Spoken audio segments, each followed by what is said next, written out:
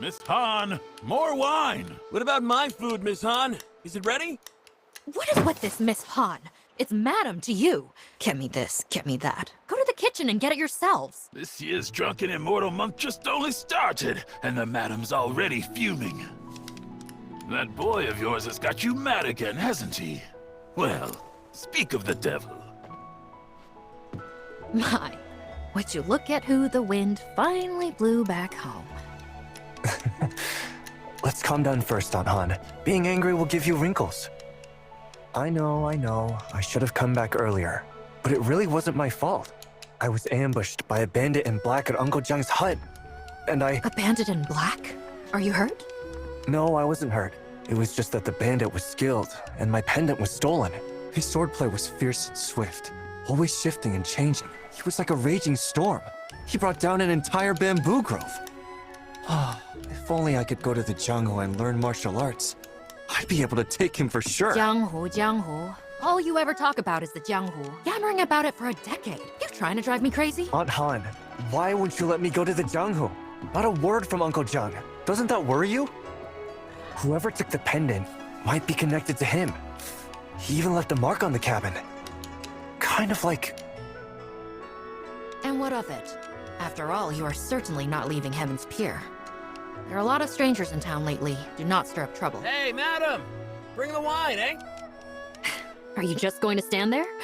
Go bring those tables their wine.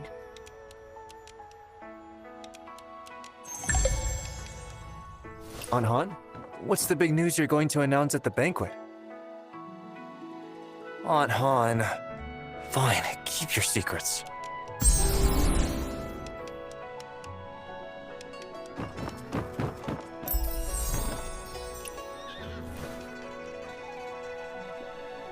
I tell ya, no one's wine is better than Blissful Retreats. I'll be here for Drunken Immortal Month, drinking from the first day to the last. I'll stay as long as I can, what with the roads being so dangerous this year. They make me a nervous wreck. You southern road merchants don't know how good you got it. Try going north to Yanyun. At best, you lose your money. At worst, your life. Southern Road? Which Southern Road? Have you been to Weiyang City? Well, young master, hello there. I'm heading east, passing right through Weiyang City. Is Blissful Retreat looking to do business there too? Business? No, I've just never been there. Curious, that's all. Well, I'm not much of a talker, but people say Weiyang makes the world prosper. In Weiyang City, I saw shops filled with exotic goods, and tea houses and taverns full of people decked in silks and pearls. It's truly a place of silk, flowers, and honey. On the water platforms at street corners, they even offer dried fruits, fresh fruits, salted sours, and preserves. All changed daily and never a one missing. And it's all free. Free? Who pays for those fruits? Surely not every household in the city can afford such generosity. Have you forgotten who owns Weiyang City? Ah, you mean Master Wen? Exactly. Master One. His Weiyang City stands on water. Decorated doors, gates, towers, and pavilions, all rising from vast waves. Blue skies and distant waters as far as the eye can see. Such is the majesty of the foremost of the four. Since when did the four get ranked? Merchant fools only smell money. I don't care what the Zhanghu says. That's how we see it. Last year at Weiyang City's water festival, a woman stole a golden cup from Master One's banquet and wouldn't let go. She told Master One she sneaked out to see the Ember of East. Now that she had, she needed proof or her husband would beat her. And guess what happened? No need to guess. Just tell us. Master One had all the golden cups from the banquet thrown into the water for people to take. The water sparkled with floating gold. Real gold. All of it. Such a generous and righteous man. Of course he's the foremost of the four. Ah, if only I'd been there. I'd have a family treasure by now. If Weiyang City is so wonderful, why are you here in Heaven's Pier? Well, some are born to live there, others to run merchant routes. What can you do? Heaven's Pier is nice too. Not many places left where you can live in peace. So, young master, sell me 100 jars of parting tears today. And next year, I guarantee you can open a second inn in Weiyang City. You'd have to take that up with Aunt Han. For now, you all enjoy our drinks.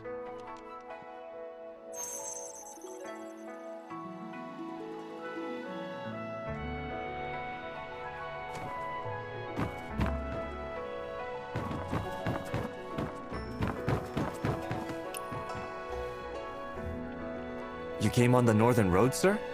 Then, do you know what Yenyun is like now?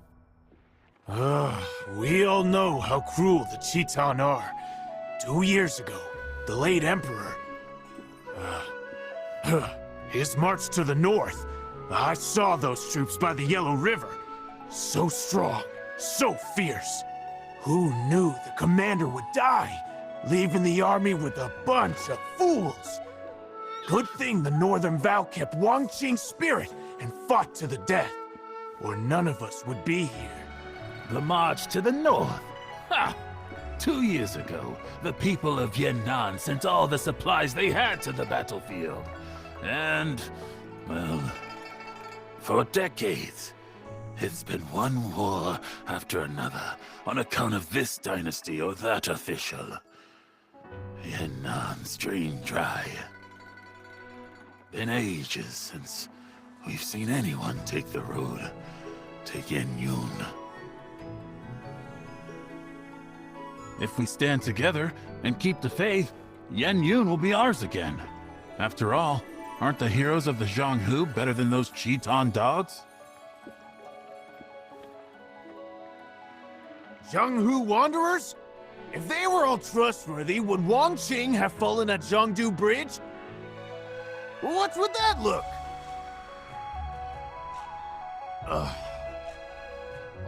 Fine. I'll shut up.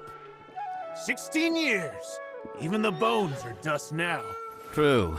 Just as there are traitors in government, so are there villains in the Jianghu.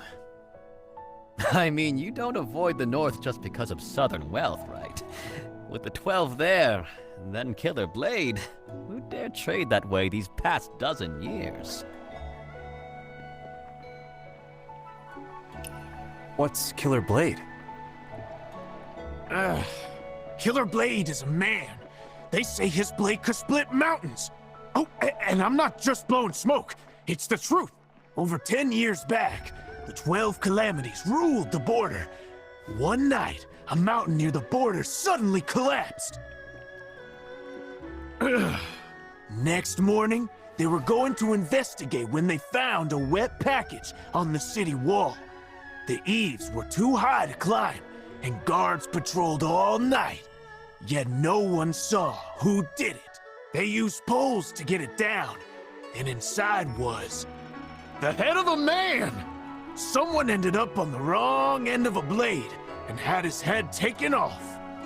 Later, they found the body belonging to the head right where the mountain had split. It was a duel that had caused that disturbance. Huh?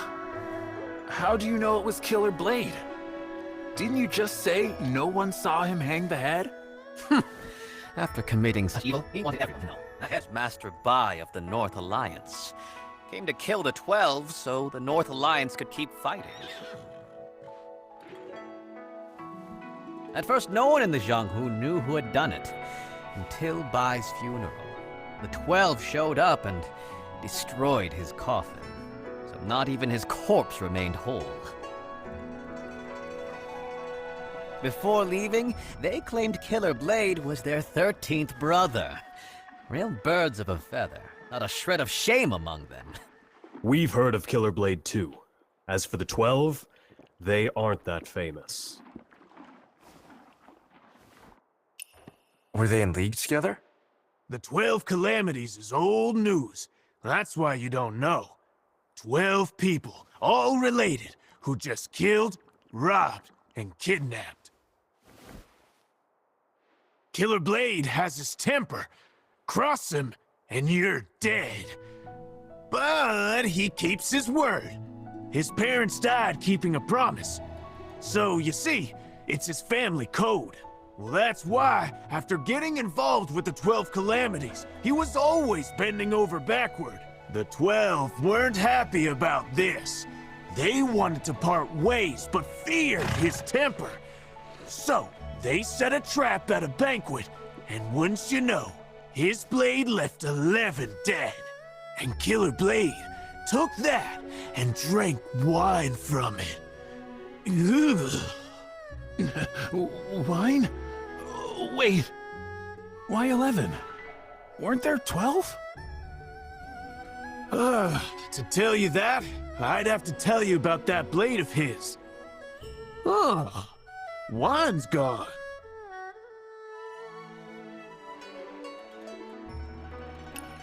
Here, this runs on me, sir. Oh, so you're interested too, young master. Then I'll go on. At first, Killer Blade was the name of his purple gold blade. Later, it became his name. That blade was forged from dark iron from the heavenly pool. And that dark iron, it was a gift from Zhang Wangchou, the first of the 12 calamities. Hey, I'm not making this up. Just ask anyone at the border.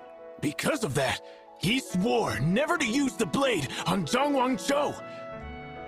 He probably never guessed that years later, when fighting Zhang for his life, he'd have to drop his blade and use his bare fists.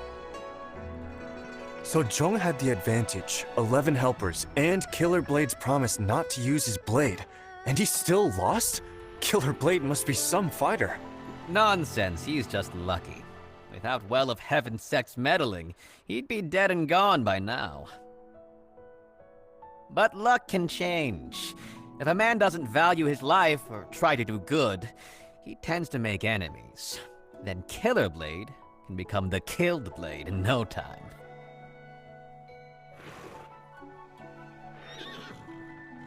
you're a Jianghu wanderer yourself, aren't you, sir? That's right. I heard Killer Blade left the border and has shown up here in Qinghe. So, I came to see whose blade is really a killer. Mine or his. Ah. Young master, there's a guest in the side room. Go see to them for me, eh?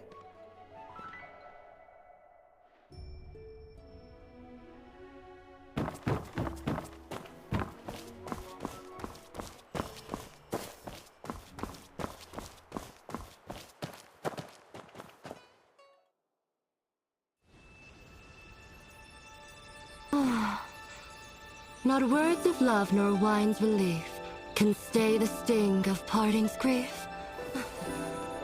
So this is parting tears?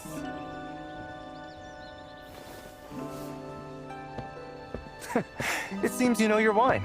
If you drink the parting tears of Heaven's Pier, it brings to mind the one you missed most in this life. Huh? The one I miss most? Then tell me this. Does hatred count as missing someone? Well, missing someone means you're thinking about them, and love and hate both fit that bill, right? How interesting. If I can't taste wine this good again next year, that'd be a real shame. If you like it, come back next year when the pear blossoms bloom. Huh? Now that I look at you, you're quite lovely. I just wonder if that perky little nose has ever caught the scent of a swordsman. The scent of a filthy man. What are you standing there for? Already this hour and the serving dishes have yet to arrive. Go to the kiln and look into it. Right.